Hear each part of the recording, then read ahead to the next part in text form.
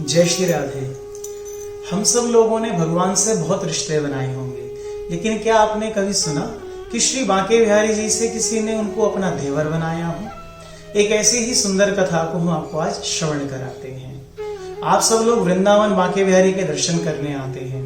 यही यमुना जी की दूसरी तरफ एक गांव है जिसका नाम है माट गांव। उस माट गांव में एक लक्ष्मी नाम की कन्या रहा करती थी। असमय में ही उसकी माता की मृत्यु हो गई, तो पिताजी के द्वारा दूसरी शादी कर ली गई। अब जो माता का प्यार उसको मिलना चाहिए था वह मिल नहीं पाया, और पिताजी भी जो थे वो दूसरी पत्नी से अधिक प्रेम करने लगे।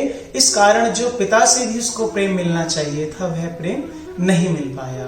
तो बचपन से ही उसको माता पिता के प्रेम का अभाव हो गया।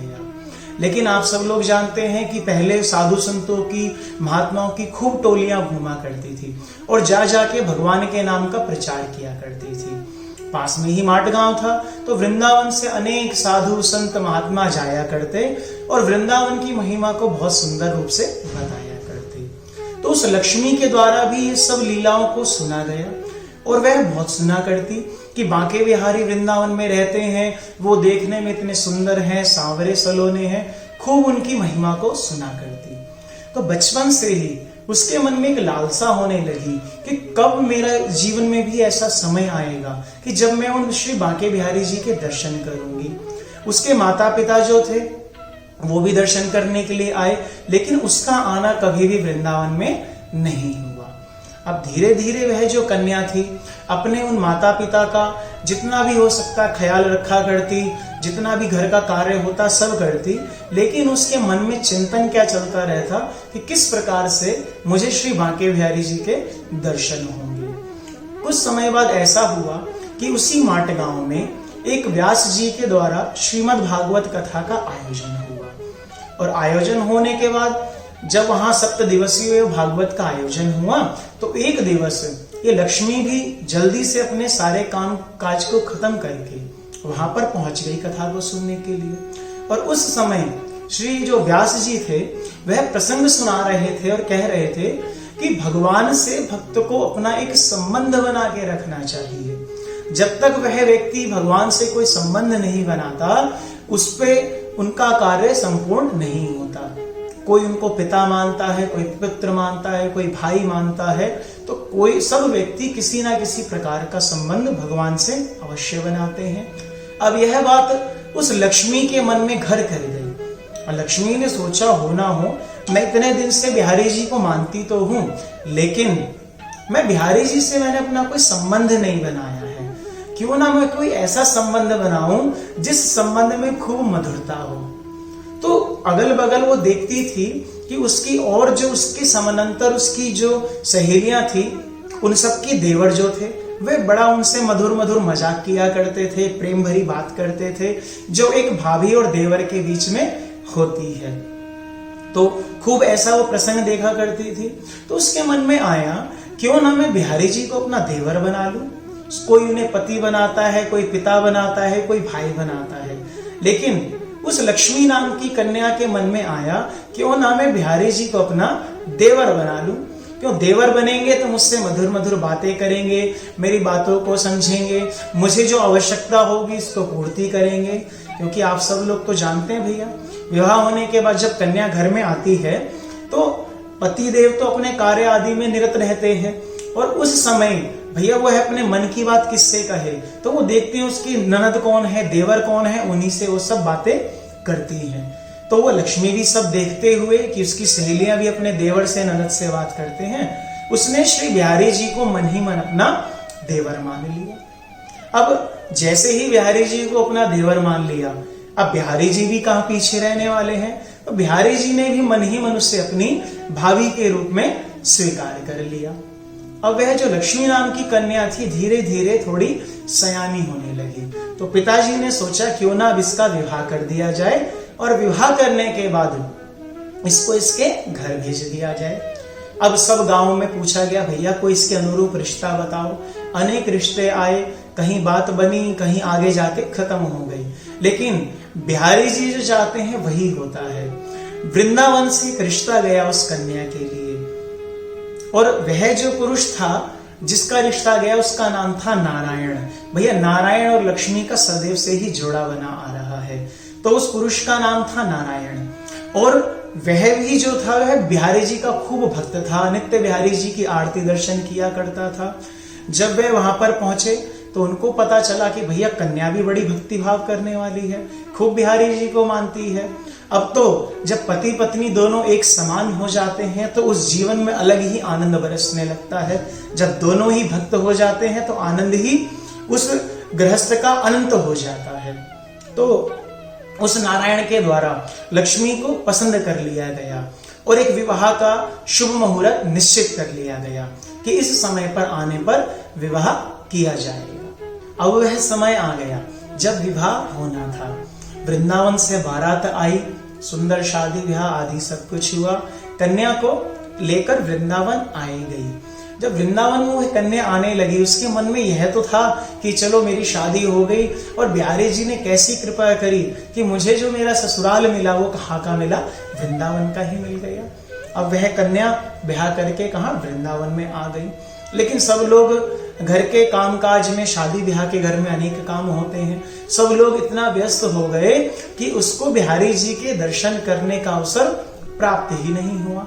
और आप जानते हैं कि ब्याह के कुछ दिन, 1 या 2 दिन रुककर ही जो कन्या होती है वापसी अपने पिता के घर आ जाती है। तो उसका वृंदावन जाकर भी बिहारी जी के दर्शन नहीं हुए और वापिस अपने पिता के घर आ गई। अब पंडित जी ने फिर मुहूर्त निकाला कि भैया इस मुहूर्त में कन्याओं को तुम जाके वापिस ले आओ। तो नारायण चला यहाँ से वापिस लेने के लिए अपनी उस पत्नी लक्ष्मी को। पहुंच गया, वहां पर पहुंचकर उसने भोजन आदि ग्रहण किया, पत्नी को लिया। और उस समय भैया पूर्व काल में कोई इतने साधन नहीं रहा करते थे, तो लोग बैलगाड़ी से आया करते थे, यमुना जी को नौका से पार किया करते, यह सब लीला हुआ करती थी। अब वह रास्ते से आ रहा था तो बीच में आप सब लोग जानते हैं माट गांव से आते हुए एक स्थान पड़ता है मानसरोवर, जहां पर हमारी किशोरी जी मान करके बैठ गई थी और श्री ठाकुर जी ने आकर वहां पर उनको मनाया था। और वहां पर एक बहुत सुंदर कुंड भी है मानसरोवर में। तो उस नारायण ने कहा अब यहां तक आए हैं तो क्यों ना एक काम करें, इस मानसरोवर में स्नान कर लेते हैं और स्नान करने के बाद फिर हम आगे को चलेंगे। उनने कहा ठीक है। तो नारायण ने कहा एक काम कर, पहले जाके तू स्नान करके आ जा। तो वह गई और स्नान करके आई, अपने कपड़े आदि बदल कर वहीं घाट के किनारे बैठ गई आराम से आके। अब उनने कहा तू यहीं बैठी रहे, मैं जाकर स्नान करके आता हूँ।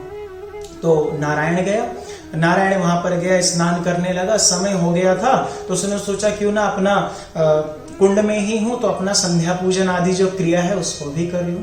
अब यहाँ तो वह सब अपनी क्रिया करने में लग गया। अब यहाँ पीछे एक छोटा सा सांवरा सलोना सा बालक आया, वो धिन्ने नन्हे कदमों से चल रहा था। तो लक्ष्मी को एहसास हुआ कि कोई उसके पास आ रहा है। तो उस लक्ष्मी ने क्या किया, अपने उस घूंघट को जोर से पकड़ लिया। और आप तो जानते हो भैया ब्रजवासी स्त्रियां जो होती हैं कैसो लंबो चौड़ो घूंघट करें, तो ऐसे खूब बड़ा उसने घूंघट कर रखा और जोर से पकड़ लिया। अब वह बालक और पास आता हुआ कहता अरे भाभी, अरे मेरी बात तो सुन ले। अब वह लक्ष्मी सोचने लगी कि मुझे भाभी भाभी हो कौन, बोलने वाला कौन आ गया, मैं तो यहाँ भी किसी को जानते भी नहीं और मुझे भाभी बोल रहा है। वह धीरे धीरे और पास आने लगा। लक्ष्मी के कान में उसकी आवाज और तेज सुनाई देने लगी, अरे भाभी अपना मुखड़ो तो दिखा दे। और लक्ष्मी और डर गई, वह डर के मारे कुछ बोल नहीं पा रही कि अपने पति को भी बुलाती, बोल नहीं पा रही। अब जैसे ही वह बालक पास में आया और इस बालक ने क्या किया, जबरदस्ती उस लक्ष्मी के घूंघट को खोला, उसके चेहरे को देखा और उस लक्ष्मी ने भी एक नजर उस बालक की तरफ देखा कि कैसा सुंदर सांवरा सलोना सा बालक है।